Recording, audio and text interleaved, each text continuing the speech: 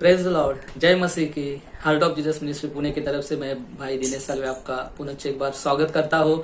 और आज मैं सबका शुक्रगुजार करना चाहता हूँ, सबका थैंकफुल हूँ कि आज अपना जो heart of Jesus ministry channel है उसने 1001 के सब्सक्राइबर कंप्लीट किए हैं। सच में मैं आप सबका आभारी हूँ प्रभु यीशु के नाम में कि आपने चैनल सब्सक्राइब किया और आप लाइक्स भी कर रहे हैं और शेयर भी कर रहे हैं। सच में आप जो काम कर रहे हैं उसमें प्रभु यीशु आपको बहुत बहुत आशीष। आज मैं आपसे एक नए टॉपिक से बात करना चाहता हूँ और आपको कुछ सजेशन देना चाहता हूँ कि जो टॉपिक अभी फिलहाल में बहुत इम्पोर्टेंट है, जैसे हस्बैंड और वाइफ रिलेशनशिप। हम देखते हैं कि हस्बैंड और वाइफ रिलेशनशिप कितने दिन में दिन बिगड़ते जा रहे हैं। हस्बैंड या वाइफ रिलेशन में बहुत झगड़े हो रहे हैं, उनको पता नहीं कि फैमिली लाइफ कैसे करना चाहिए, कैसे गुजारनी चाहिए, या वर्ड ऑफ गॉड क्या कहता है, बाइबल क्या कहती है कि हस्बैंड और वाइफ के रिलेशन में क्या कहती है, या हस्बैंड या वाइफ की क्या जिम्मेदारी है बाइबल बताती है, जिससे हमें वो फॉलो करने की वजह से हमारे घर में शांति आएगी, हस्बैंड वाइफ झगड़े कम हो जाएंगे, एक प्रेम निर्माण हो जाएगा, एक विश्वास निर्माण हो जाएगा। ये सारी चीजों में हम देखते हैं कि ये चीजों की जानकारी बहुत सारे विश्वासी लोगों में नहीं है, या विधर्मी लोगों में भी ये जानकारी नहीं। और वाइफ की क्या जिम्मेदारी है, कैसे हम हमारे फैमिली को अच्छे से रख सकते हैं, हमारे फैमिली के झगड़े कम कर सकते हैं, या हमारे घर में शांति ला सकते हैं। मैं इस वीडियो के माध्यम से आपको गुजारिश करूंगा, आपको ये वीडियो अंत तक देखिए तो आपको समझ में आ जाएगा कि हस्बैंड वाइफ रिलेशन कैसे मेंटेन करना चाहिए, या जो झगड़े हो रहे हैं वो कैसे आप स्टॉप कर सकते हैं, या आपके घर में आप शांति कैसे ला सकते हैं, या बाइबल क्या बताती है कि जिससे आपके घर में खुशहाली या एक आइडल फैमिली आपकी बने। मैं आपको ज्यादा वक्त नहीं लेते हुए शुरुआत करूंगा। कुछ बाइबल रेफरेंस आपको पढ़ना पड़ेगा, आपको शुरुआत में पढ़ना पड़ेगा कि एक इफिसियों की पत्री, इसका 5वां अध्याय 22 वचन है, जिसका पहला जो संदर्भ है आप पढ़ लेना, इफिसियों 5 का 22। इसमें बताया है, पहली जो चीज परमेश्वर ने बताई है वो चीज बताई है कि जो पत्नियां हैं उनको अपने पति के अधीन रहना चाहिए। पहली जो आज्ञा जो परमेश्वर ने दी है, जो पत्नियां हैं उनको अपने पति के अधीन होना चाहिए। मैं पत्नियों को, बहन को गुजारिश करना चाहता हूँ कि आप आपके पति के अधीन रहिए। Praise the Lord. आपको अधीन में ही रहना चाहिए। आप कितने भी होशियार हो, आप कितने एजुकेटेड हो, या आपको बहुत सारी जानकारी अपने पति से ज्यादा हो, पर बाइबल हमें बताती है हमें अपने पति के अधीन रहना चाहिए। बाइबल भी यही मानती है, आप परमेश्वर की इच्छा भी यही है कि हमें अधीनता से रहना है। बहुत सारे फैमिली में यही चीज हो रही है, बहन अपने पत्नियां अपने पति की नहीं सुनती, वो अपने पति के अधीन नहीं रहती, तो कंप्लेन करती रहती है कि मेरा पति मुझसे प्यार नहीं करता है, मेरे पति मेरे परिवार को अच्छे से नहीं संभालता है, ये जरूरत पूरी नहीं करता है, अच्छे से बात नहीं करता है, झगड़े करता है। ये सारी कंप्लेन हमारी बहनें से हम सुनने को आती है, या जो पत्नी है उनसे हमें सुनने को आती है। पर ये चीज हमें करनी जरूरी है। हमें ये चेक करना है पत्नियों को या बहनों को कि हमें पति के अधीन होना ही चाहिए। पति कैसा भी हो, हमें उनके अधीन रहना जरूरी है, क्योंकि हमें क्या बाइबल ये सिखाती है कि हमारे पति के अधीन रहो। हर चीज में अधीन रहो, हर चीज उनसे पूछ के किया करो। ऐसा नहीं है आप गुलाम नहीं हो, आप उनके बंधे हुए नहीं हो, आप मॉडर्न विचारधारा के हो, फिर भी हमारी बाइबल ये हमें सिखाती है कि हमें पति के अधीन रहना जरूरी है। इसलिए मैं बहनों को गुजारिश करूंगा कि आप आपके पति के अधीन रहिए, हर चीज में अधीन रहिए, तब जाके आपके घर में खुशहाली आएंगे। आपके हस्बैंड का जो विश्वास है आप पे से बढ़ेगा, और आपके हस्बैंड को भी लगेगा मेरी पति मेरी सुनती है, मैं जो बताता हूँ वो करती है, जिससे आपके घर के झगड़े कम हो जाएंगे, और आप परमेश्वर का वचन पूरा करोगे। दूसरी जो चीज है मैं आपको बताने जा रहा हूँ वो भी बहुत इंपॉर्टेंट है। यदि आप ये भी फॉलो करोगे आपके लाइफ में, तो आपके घर में एक शांति आएगी। दूसरी जो आज्ञा परमेश्वर ने बताई है वो है इफिसियों की 5वें अध्याय, उसकी 25 वचन में 5:25, इफिसियों 5:25 में आपको पढ़ना पड़ेगा। उसमें लिखा है कि पतियों अपने पत्नी को प्रेम करो। Praise the Lord. ये वचन कहती है जैसे परमेश्वर ने अपने कलसिया को जैसे प्रेम किया, अपने कलसिया के लिए अपना प्राण दिया, अपने कलसिया के लिए जैसे वो प्यार रखता है, और अपने कलसिया को जैसे दुल्हन के जैसे वो लेने आने वाला है, वैसे ही पति को अपनी पत्नी पर प्रेम करना है। Praise the Lord. तब जाके परमेश्वर का वचन आपके जीवन में पूरा होगा, अपने हस्बैंड वाइफ रिलेशन मेंटेन हो जाएंगे, और जो प्रेम है वो दोनों तरफ से बढ़ेगा। Praise the Lord. पत्नी को या बहन को पहली चीज करनी है अधीन रहना है। Praise the Lord। जब आप अधीन रहोगे तब जाके दूसरा जो क्लॉज है वो परमेश्वर पूरा करेगा। आप अधीन रहोगे, आपके पति आप पर प्रेम करने लगेंगे। यही ही गलती हमारी मसीह परिवार में हो रही है, यही गलती हमारे बहनों के साथ हो रही है। वो क्या कहती है, वो अधीन रहती नहीं है पति के, और वो कहती है कि पति मुझसे प्रेम नहीं करता। जब आपके कंप्लेंट आप कम करोगे, जब आप पति के खिलाफ बोलना कम करोगे, जब आप पति के अधीन रहोगे, तब पति के दिल में परमेश्वर प्रेम डालेगा और वो खुद ही खुद आपसे प्रेम करने लगेगा। मैं भाइयों से गुजारिश करना चाहता हूँ, आपकी पत्नियों से आपको प्रेम रखना है। जैसे परमेश्वर ने अपने कलीसिया से प्रेम रखा, उसने अपना एकलौता बेटा दिया, कलीसिया के लिए दिया, उसने सैक्रिफाइस कर दिया अपने कलीसिया के लिए। परमेश्वर खुद कलीसिया से प्रेम रखता है। बाइबल भी वही बताती है, जैसे परमेश्वर ने अपने कलीसिया से प्रेम रखा, वैसा प्रेम हमें अपने पत्नियों से रखना है। अपने पत्नियों से ही रखना है, दूसरे औरतों से नहीं रखना है, दूसरे लोगों से नहीं रखना है। बहन के लिए भी वैसा है, दूसरे लोगों के लिए नहीं रखना है, दूसरे मेल के लिए नहीं रखना है, दूसरे लोगों के लिए नहीं रखना है, सिर्फ अपने पति के लिए। हमें विश्वासी रहना है, पति हस्बैंड वाइफ रिलेशन में हमें विश्वासी रहना है। Praise the Lord. बहुत बार हम देखते हैं पति का प्रेम अलग लड़की पे होता है और पत्नी का प्रेम अलग लड़की पे होता है, और वो सोचते कि हमारी फैमिली लाइफ अच्छी हो जाएगी। मैं आपको उसको बोलता हूँ कि ऐसे आपकी फैमिली लाइफ कभी भी अच्छी नहीं हो सकेगी। आपको विश्वास में रखना है, आपको एक ही पत्नी या एक ही पति पर प्रेम करना जरूरी है। Praise the Lord. ये दो चीज है। और तीसरी चीज मैं आपको बताने जा रहा हूँ, जो पत्नी अपने देह का अधिकार देना चाहिए।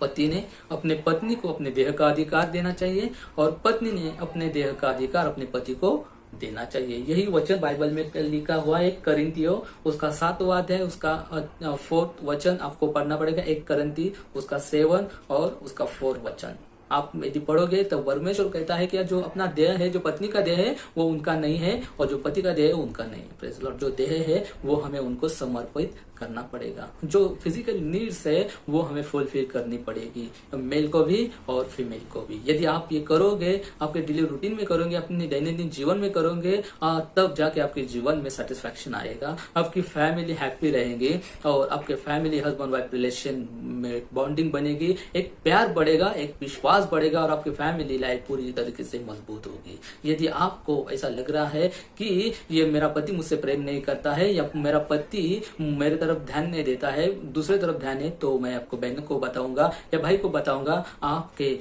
देह का अधिकार अपनी पत्नी को, अपने पति को आप दीजिए।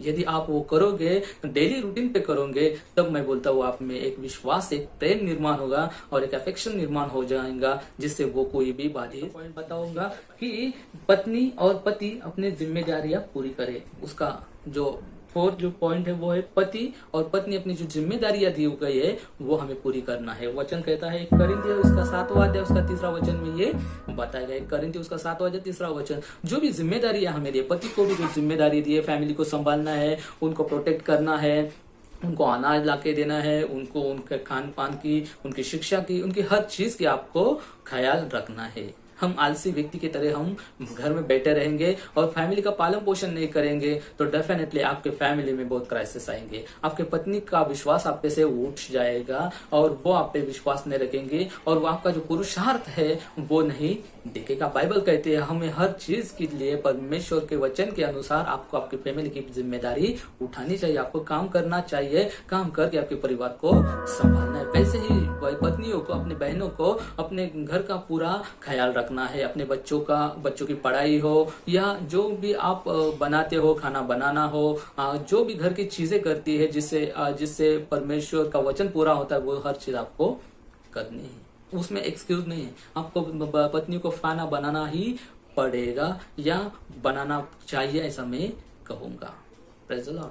ये बहुत जरूरी है। एक फैमिली लाइफ में मजबूत होने के लिए आपको खाना बनाना पड़ेगा, अपने बच्चों का एजुकेशन की तरफ आपको ख्याल रखना पड़ेगा, उनको सिखाना पड़ेगा, जो जो घर है उसको जो क्लीनिंग है, ये सारी चीजें आपको करनी पड़ेगी। जो भी जिम्मेदारी आपको है आपकी वो पूरी करनी पड़ेगी। सास के लिए भी जो जिम्मेदारियां है उनका ख्याल रखना है, उनको रोटी, उनको दवा, ये सारी चीजों का ख्याल आपको रखना है। ऐसे दोनों को ही अपनी जिम्मेदारी पूरी करना पड़ेगा। आगे का जो पॉइंट है वो है इफिसियों इसका 5वां अध्याय इसका 23 वचन।